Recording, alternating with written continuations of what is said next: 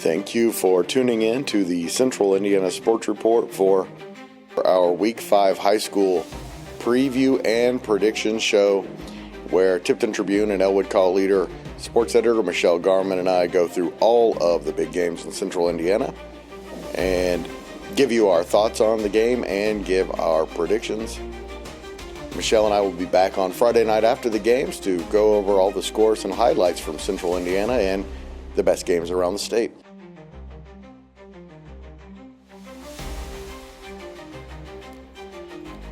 You're listening to Greg Mingelt and Michelle Garmon. Their Central Indiana High School Football Week 5 previews and predictions.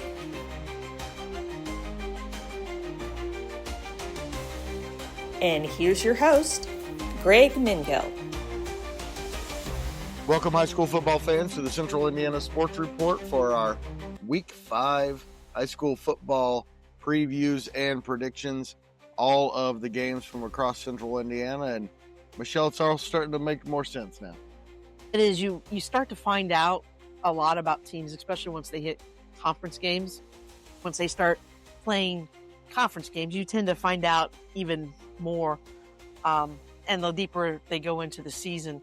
And I think what we're finding out, Greg, is we have some really good teams in this area. We have some area teams and some really good conferences.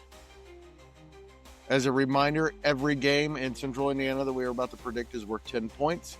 The underdog is worth more if you pick them to win. The favorite is worth fewer, and we start with the games where one team's worth 9 and one team is worth 1. Our first 3 games are in the CIC, but before I get to that, we have a new leader in our media picks competition, Michelle.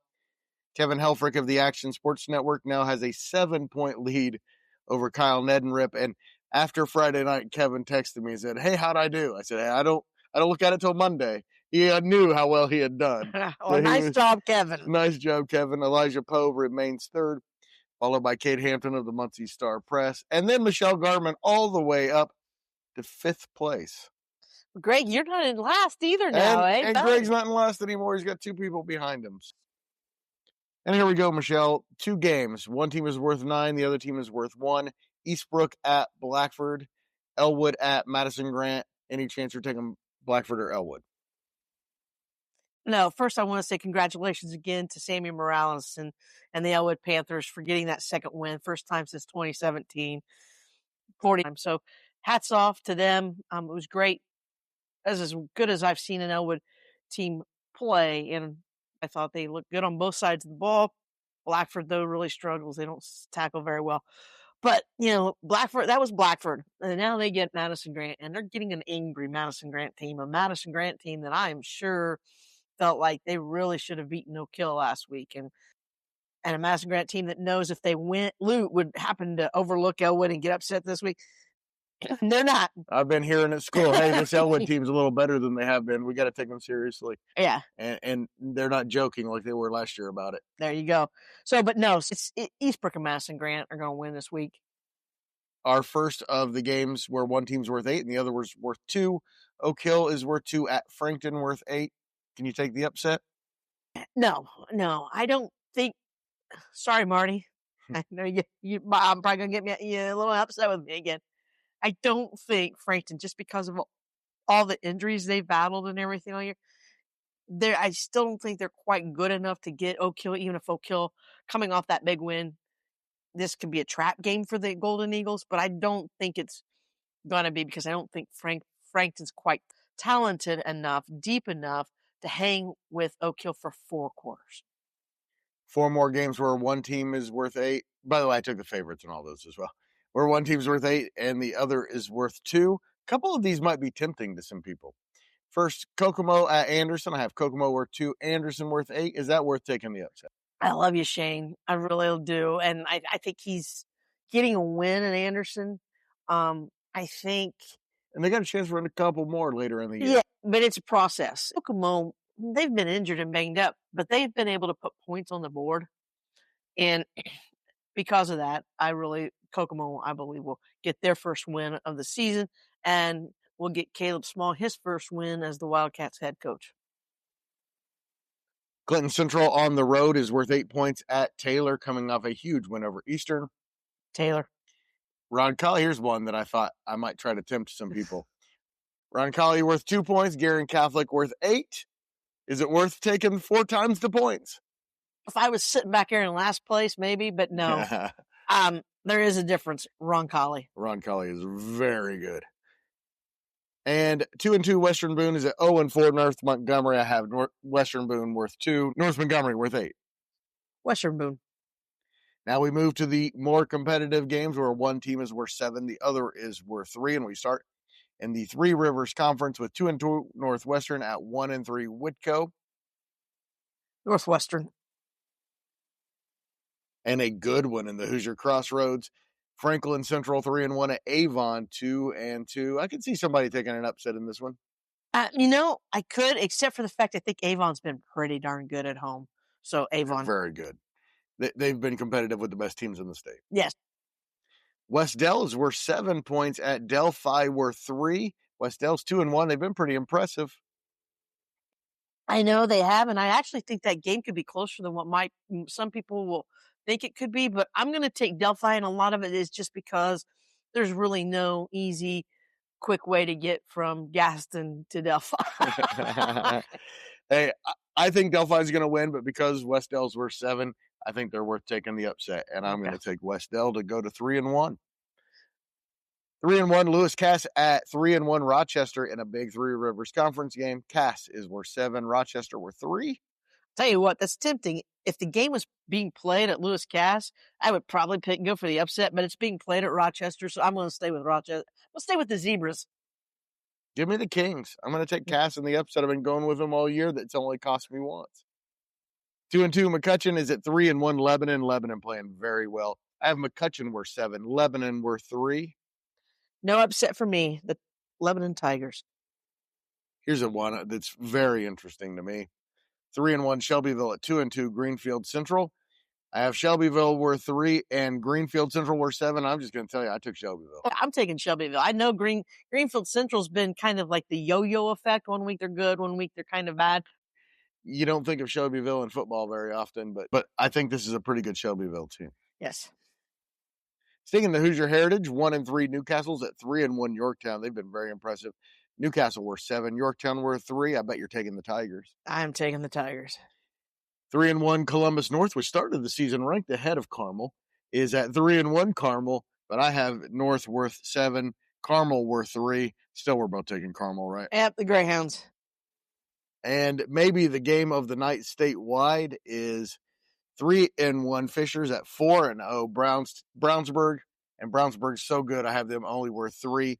Fishers worth 7. Will you take the Tigers 2 weeks in a row, Michelle? Brownsburg in this one. No Brownsburg's doubt. offense is just so high powered. They've been in shootouts. They can win shootouts because that offense is so good. Now we move to the games where one of the teams is worth 6 and the other is worth 4. I have Warren Central worth 4 points at Ben Davis worth 6. Warren Central's 3-1. Ben Davis 1-3. Man, there's been some years where that's been the best game in the state, hasn't it? Yeah, and I'm going to be honest with you, Greg. It's kind of tempting to take a Ben Davis team because I don't know Ben Davis, who's usually not bad all year, and yeah, they may struggle this year, but then they're perfectly capable of going into the sectional. And any team that overlooks them, it is tempting to take Ben Davis, but I think I'm going to go with Warren Central. 3-1 Knightstown is at 1-3 Eastern Hancock. I have Knightstown worth 6, Eastern Hancock worth 4. Michelle, who are you taking?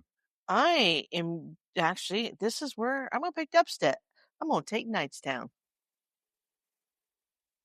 And if you win Eastern Hancock, coach, I expect a pizza at the end of the season. I am taking the Royals. I don't care what he says. I'm taking them anyway. And a battle of unbeatens at Twin Lakes. Logansport 4-0. Twin Lakes 4-0. I have Logansport worth 4. Twin Lakes at home worth 6. Who are you taking? Wow, I'll tell you what. This could be one of the most exciting games, and I was actually going to cheat, and I forgot. I was going to ask Aaron what he thought about this matchup on that Friday night. Of course, though, he might not have seen a lot of film on Logansport to know. Here's the thing. Here's what I'm going to do. I'm actually going to probably shock you. I'm actually going to take Twin Lakes for the upset. Kevin O'Shea has had a few of those in his career when he was at Central Catholic in the Hoosier Conference. And I like, Greg, you were there. I like that offense. I think that quarterback is really good. I like the way they can spread you out, and I think their return game is good. It'll be interesting. I think they'll be fired up. Give me Logansport. I think they're a machine. Another big game in the Hoosier Conference. 1-3 Hamilton Heights at 3-1 Western. And you and I just talked to Coach Aaron Tolle of Tipton. He said Western is the real deal. I have Hamilton Heights worth 6, Western worth 4. You taking the Panthers? Yes, I'm taking Western. Here's what. The Colbys, they had an all-state running back at Kokomo, and all they did was win. I mean, when they get somebody that's fast and good, and they do with the McClintock kid at Western, I'll take Western. I'll take Hamilton Heights. I think they're much, much better than their record. They're starting to play really well. Their offense is coming together a little bit. Almost pulled off the upset. Yeah, but I bet they can. I don't know that they can handle them in the Western in the trenches. In the North Central Conference, I have 1-3 Muncie Central worth 6 at 1-3 Marion worth 4. The Bearcats or the Giants. This is a tough. They're game. Getting tougher. That's how we do it. And what makes this game, I think, tough is Marion. They're both talented. I think Muncie Central just is not as balanced on offense. Marion is not very disciplined. But I'm going to take Marion at home because I think they do play maybe a little bit better at home. I have Tim Jones. Yeah. If you have the best player in a toss-up, give me the best player. Nothing against Zach Oles at Muncie Central, but Tim Jones just make things happen. Indian Creek is at Lapel. I have unbeaten Indian Creek worth 6 points at unbeaten Lapel worth 4. The Braves or the Bulldogs? I'm going to take the Bulldogs. They're at home. I'm taking the Bulldogs. Lapel wins easily. Big week full of what I call toss-up games, Michelle. Before we get to our games to watch and our game of the week, we have 7 toss-up games. 2 of them are our games of the week, so let's get to the 5 that are not. 2-2 Shenandoah at 4-0 Park Tudor. This is a tough one because I know Park Tudor is 4-0, and I'll be honest, I haven't really looked to see who they played. But Shenandoah plays people tough, and I'm going to go with Shenandoah. Give me the Raiders, too. 4-0 Center Grove is at 4-0 Trotwood Madison of Ohio. I have both teams worth 5 points. Who are you taking? I don't know anything about Trotwood. They got to be pretty good. They beat Center Grove last year. It's probably going to cost me points. That's all right. But I'm going to stay with Center Grove. I'm going to take team from Indiana, unless it's a really bad mismatch. It's not going to cost you points, Michelle. Center Grove's going to win. They're legit. They could definitely win a state championship this year. This should be a really good one. And nothing against these 2 programs, but wins are going to be tough to come by the rest of the year for them. 1-3 Zionsville at 1-3 Noblesville. You know what? You put up them in any other conference, they probably win it. But in that Hoosier Crossroads, they're playing for last place. Maybe that's how good that conference is. Yeah. Do you like the Eagles or the Millers? Yeah, hey, I'm going to take Zionsville for because of the Fantasy Boys. Give me Noblesville in a close one. 1-3 Delta is at 1-3 Mount Vernon. 2 teams really struggling. Both teams really struggled last week. I think it's a toss-up. The Eagles or the Marauders? They both have. I don't know what to think. I do not know what has happened to Mount Vernon. Delta is a changing coach. You know, I think that's a little bit of it. That said, I'll take Mount Vernon. Give me Mount Vernon as well. That's a true 50-50 game. In the Hoosier Heartland, 2-1 Clinton Prairies at 2-1 Sheridan. I have both teams worth 5 points. Michelle, Gophers or Blackhawks? Blackhawks because they're at home. I'm taking the Gophers. Give me Clinton Prairie. As we said last week, a Hoosier Heartland eliminator game. One of those teams will be a contender. The other one probably won't. And now, Michelle, to our 5 games to watch, starting with Tipton at Rensselaer Central. Both teams I have worth 5 points. Tipton 2-2. At Rensselaer Central 3-1. This is an absolute toss-up, Michelle. Who are you taking? Tipton. As am I. I'll take Tipton because we talked to Coach Tolle tonight. They are young.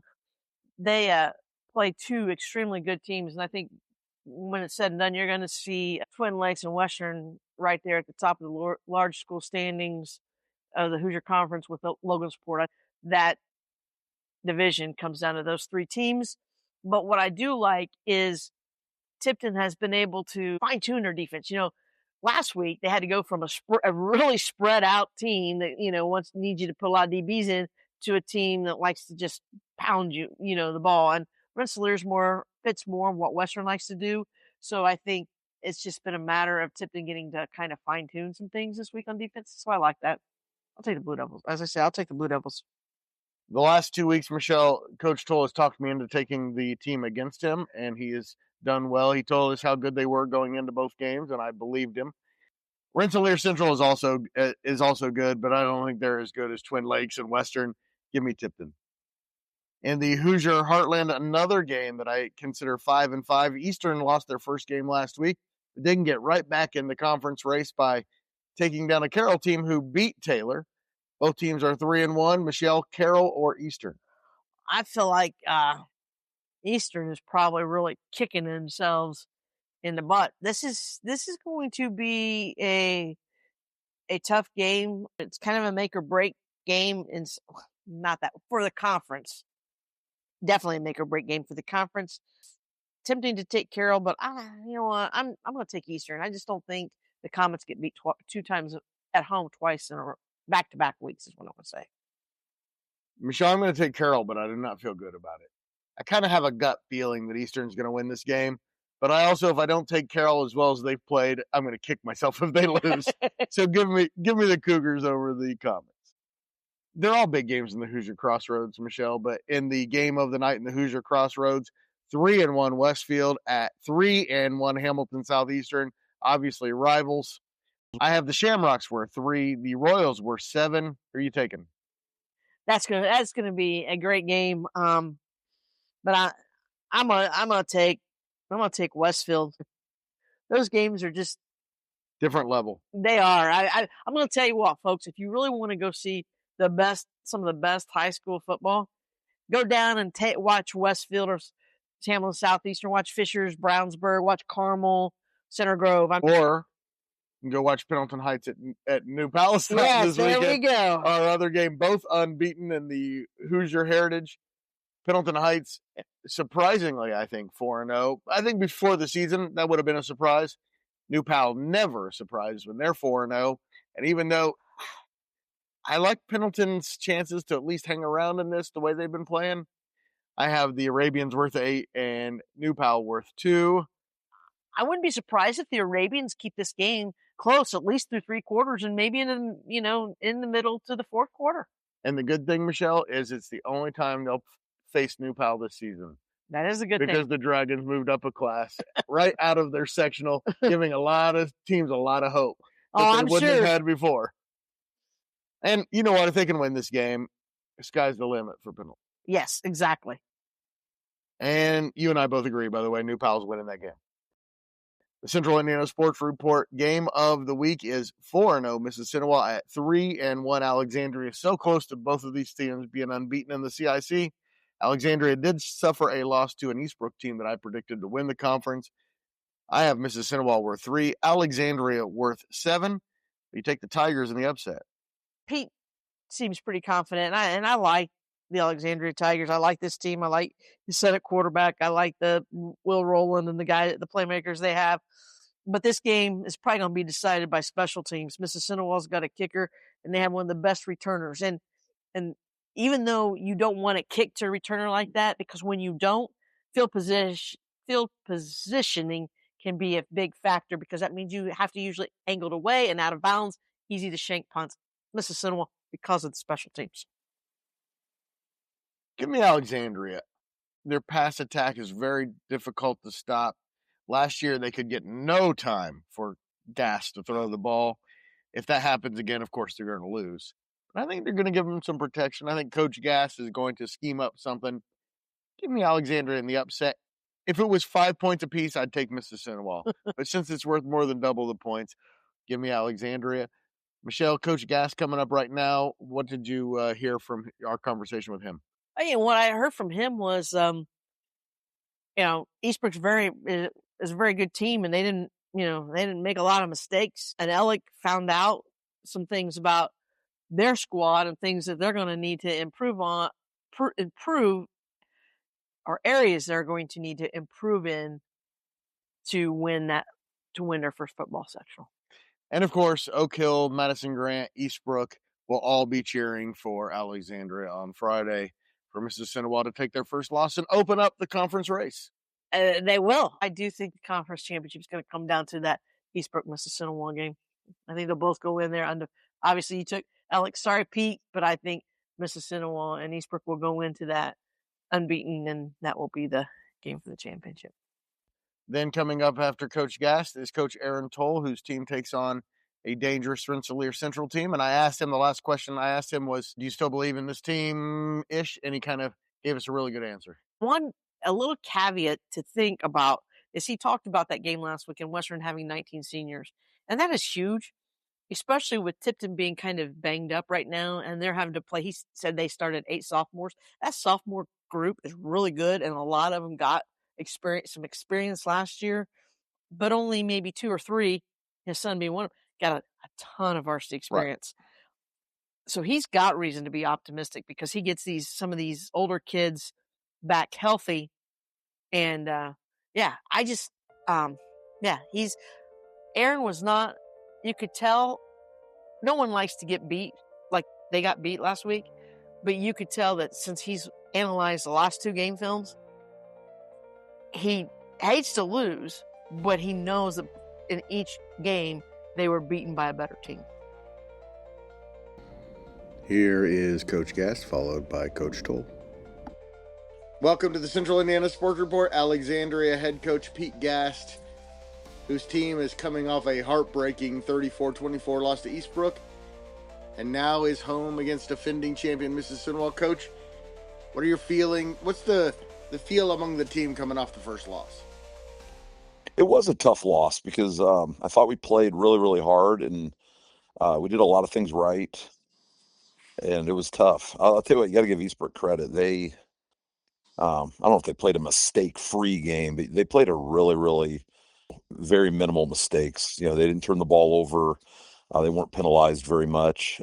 Took advantage of some of our, the few mistakes we made, and I think what was disappointing is we had a 3-point lead with 10 minutes left, and then they outscored us there in that remaining 10 minutes, 13-0. So, we kind of looked ourselves in the mirror and, talked about how we want to finish. We need to finish, this week and beyond. But it was a really good football game, fun to be part of. And I think we're both 2 pretty good teams that are going to feel like Eastbrook and us both have a shot at the sectional.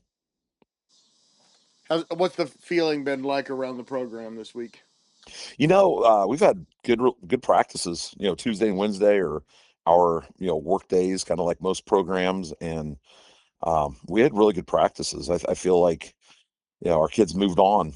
We said, hey, let's let this one hurt over the weekend, but we get back to school Monday. Let's put it in the past and move on to bigger and better things. And they've done that. We've had a good week of practice up to this point.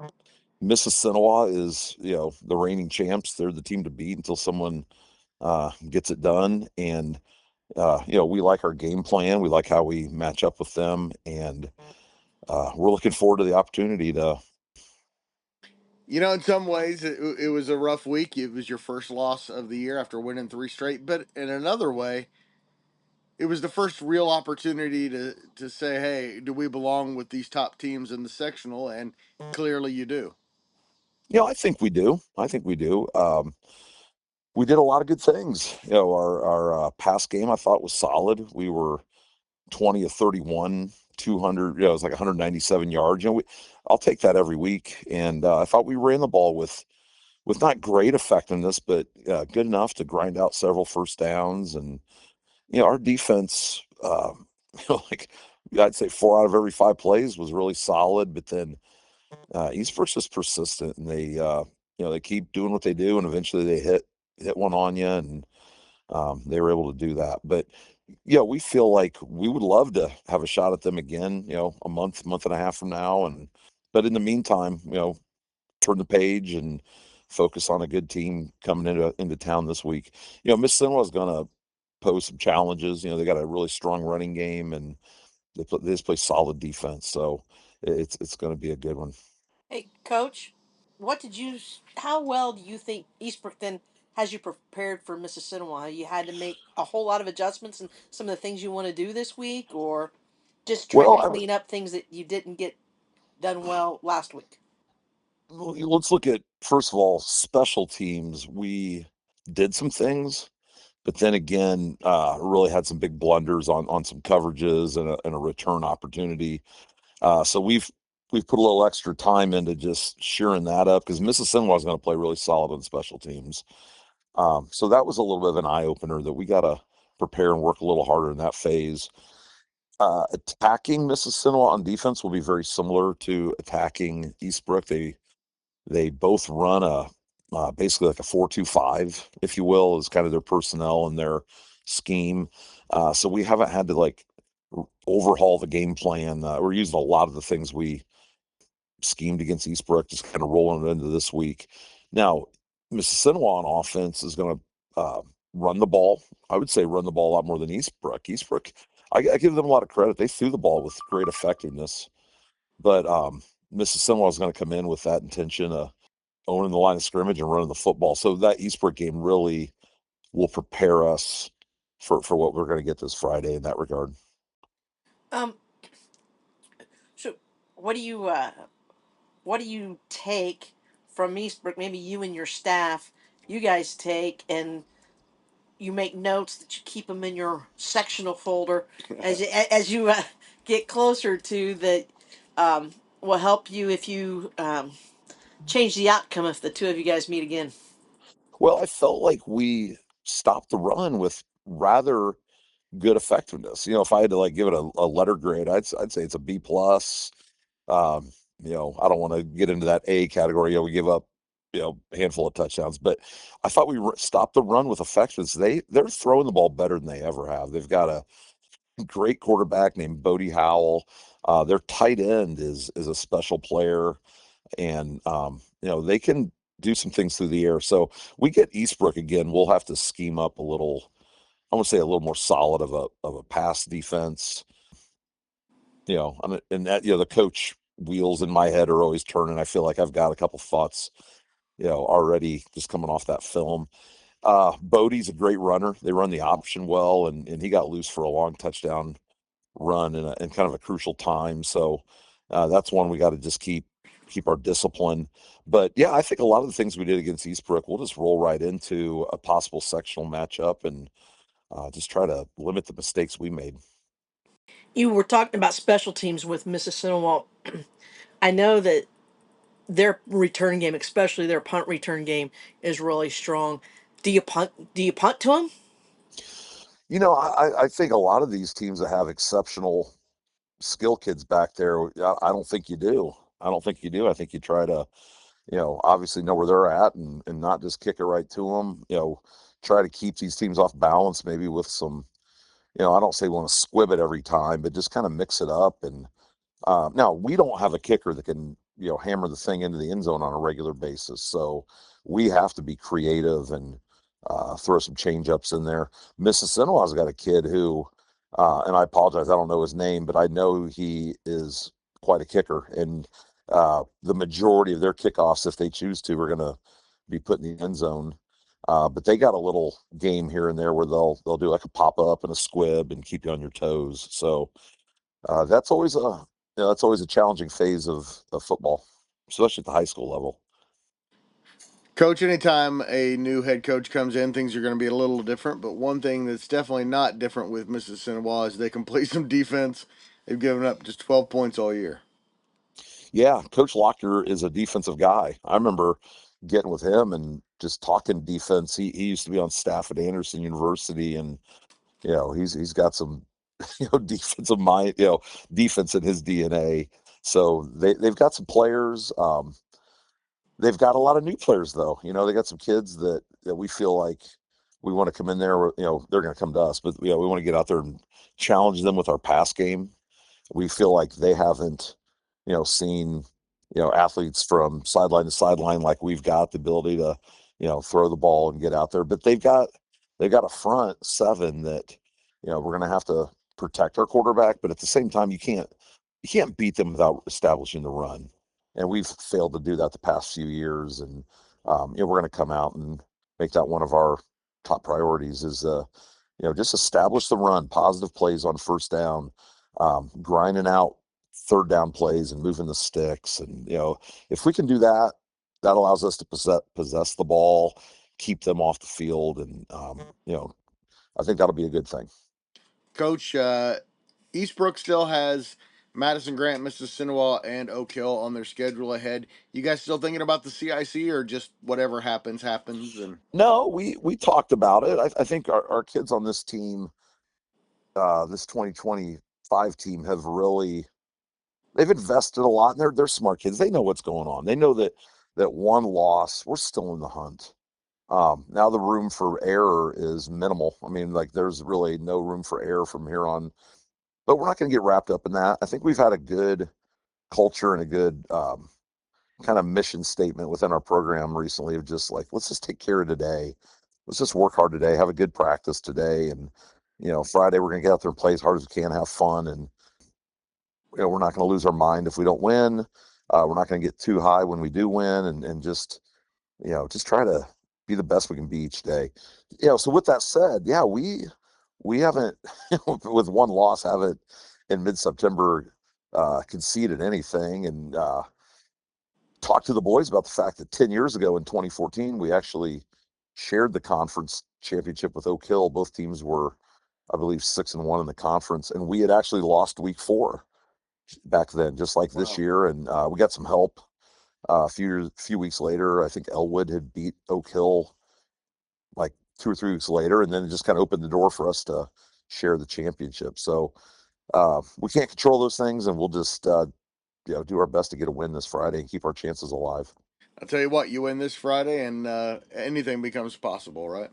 Definitely. And like you said, Oak Hill, boy, I'll tell you what, Oak Hill, Mississinewa was quite a game. I saw the final was like 20-0, I think, but that game was 0-0 into the second half. And, it just makes me, it's just a fun conference. It's a fun football conference. A lot of parity, no weeks off. And it's just a lot of fun. So yeah, we're going to need some help, but I don't think anybody's going to run the table in this conference personally. Coach Gast, thank you so much for your time. Always appreciate it, and good luck on Friday. Well, thank you. Enjoyed talking with you. I'm looking forward to seeing if Tipton, as Aaron said, he was talking about needing to find an identity on both offense and defense, and I'm looking to see if Tipton can take their first steps in establishing that identity on both sides of the ball. Thanks so much, Michelle. And here is Coach Tolle with his preview of Friday night's game in Rensselaer. Hey, I couldn't be there last week. I was actually had to go to Elwood to cover their homecoming game.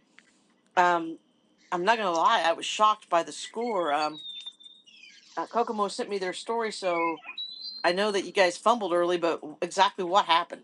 They're better than us. They are a senior-led group. They've got 19 seniors, and they have an all-state running back that got injured actually in our game last year early. That was I think 1,700-yard rusher as a sophomore. Right. Had 275 yards rushing the week before against Lutheran. They have a 6'4", 230-pound quarterback that's going to be a college football player. And we could match up to their physicality. And bottom line was they ran the football. They're a power football team, and they're really good at it, and we couldn't stop them, was the bottom line. And they're pretty good defensively too. Their front seven, they're a 3-4 defense, but their front seven are all seniors, 7 out of 7 of them. They are a good ball club. The last 2 teams we have played are very good ball clubs. If you look at, you can look on the Sagarin ratings. They're number 5 and number 6 in 3A. So we've gotten beat the last 2 weeks by 2 really good football teams. 2 weeks ago against Twin Lakes, we got beat 20 points. We made a bunch of special teams mistakes, and if I guess what I'm trying to say is we were 4 or 5 plays away from that being a 1 touchdown ball game. If we want to look at it in a positive fashion, so the bottom line is we've gotten beat by 2 really good football teams.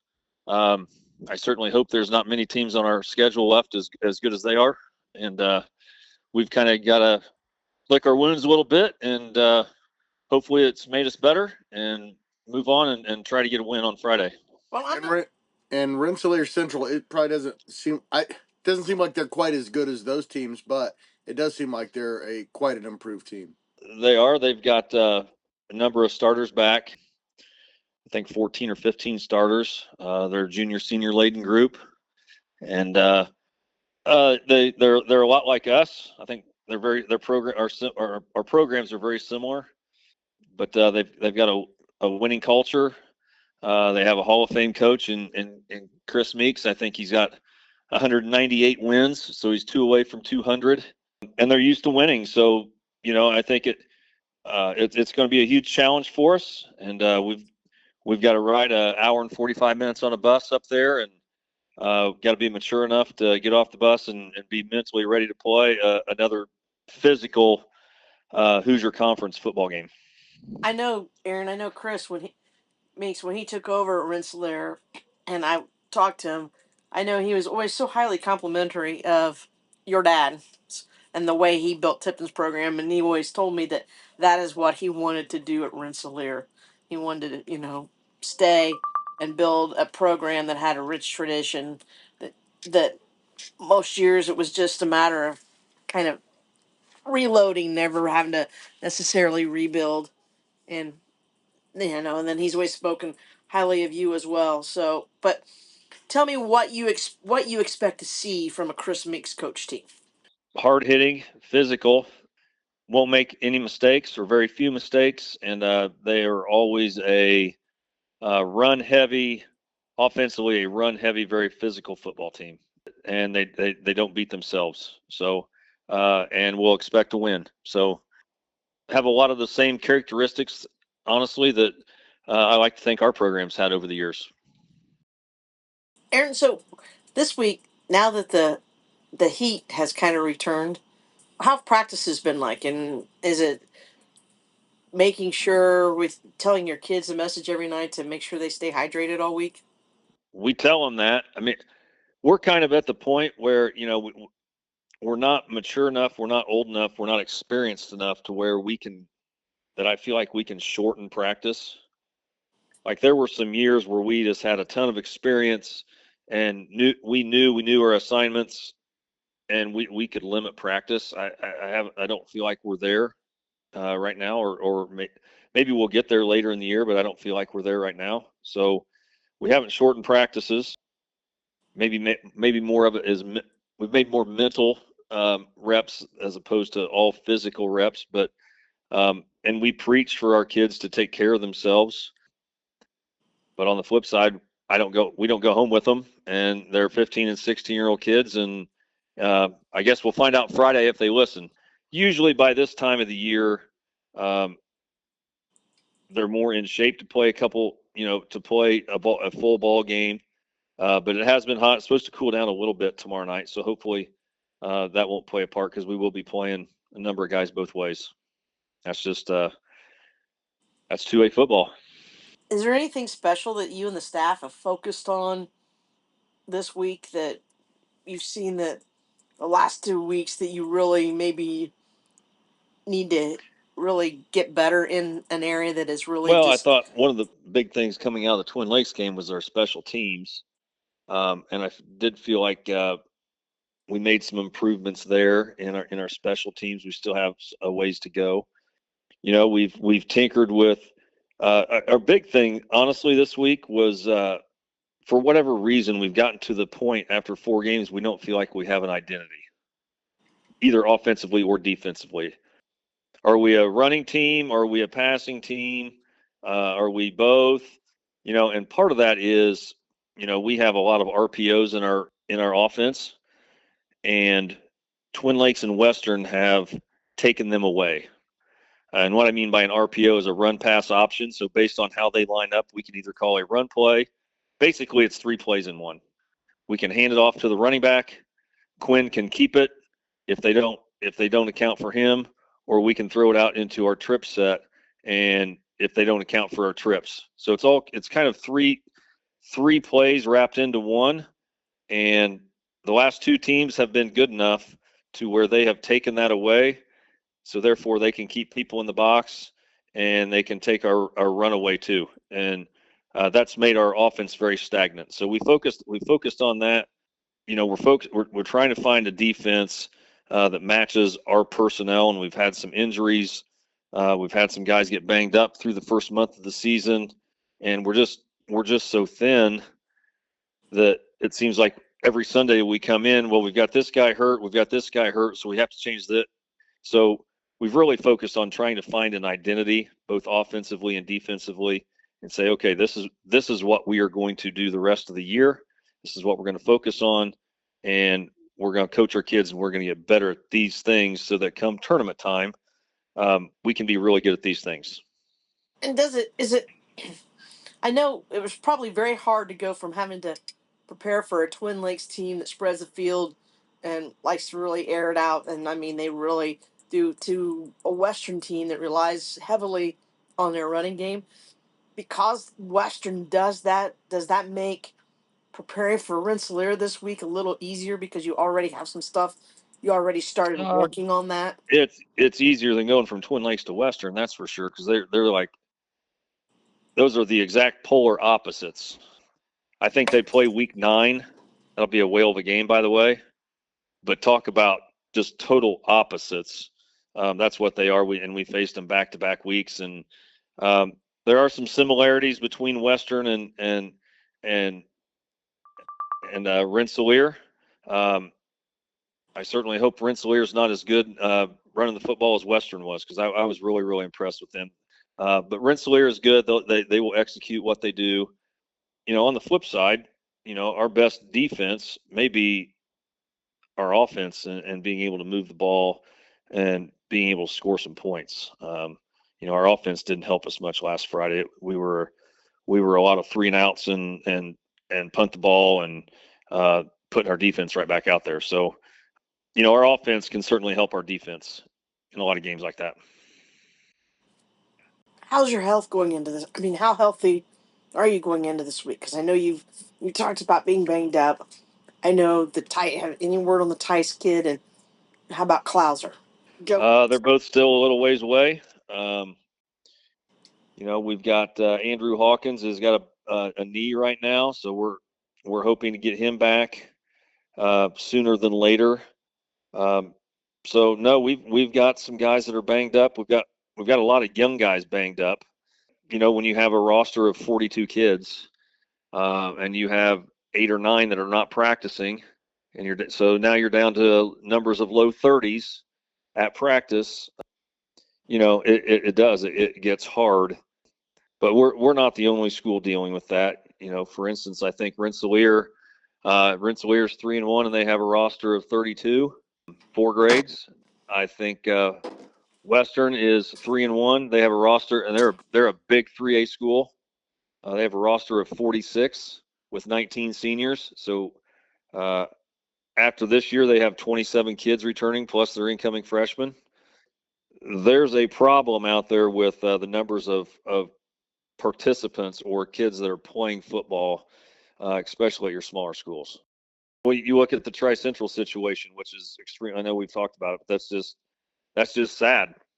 It is. It's sad for the school. It's sad for the kids that go to Tri-Central and want to play games on Friday night.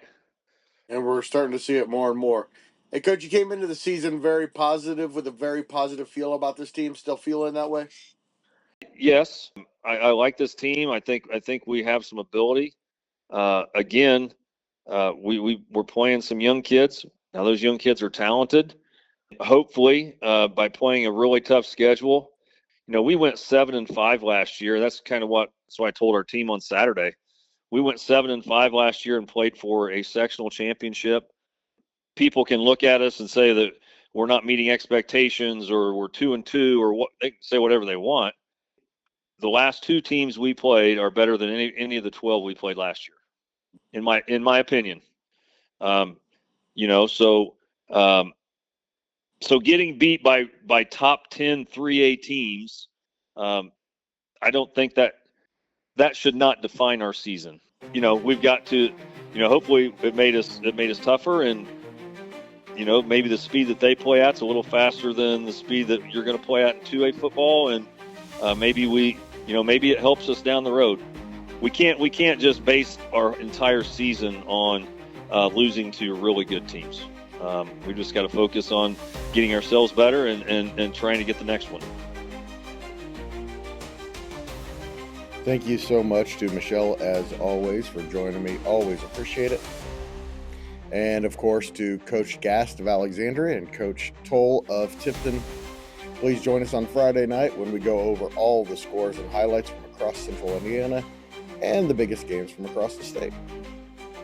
And do us a huge favor and share this podcast with a high school football fan in your life and help spread the word that the Central Indiana Sports Report is here talking about Central Indiana sports every single day.